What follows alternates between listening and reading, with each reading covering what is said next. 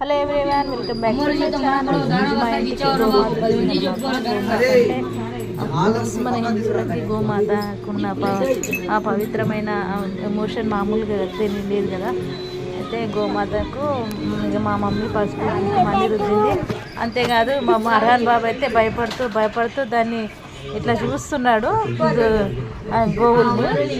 కానీ చాలా ఎంజాయ్ చేసినాం, మంచిగా అనిపించింది. చాలా గోమాత వచ్చింది. గోమాత అయితే ఎవరింటికి వస్తుందో వాళ్ళ ఇంట్లో అన్ని అష్టైశ్వర్యాలు అట్లా, అంటే మహాలక్ష్మీదేవి అష్టదేవి ఉన్న దేవీ దేవతలందరూ కూడా మన ఇంటికి వచ్చినట్టుగా భావించాలంట.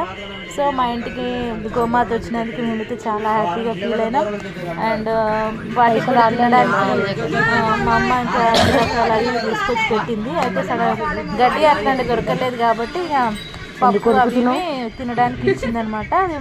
ఇంట్లోంచి వెళ్ళిపోతే అనిపించింది, చాలా మంచిగా అనిపించింది. ప్రతి ఒక్క రూమ్లోకి వెళ్ళి తిరిగి రావడం.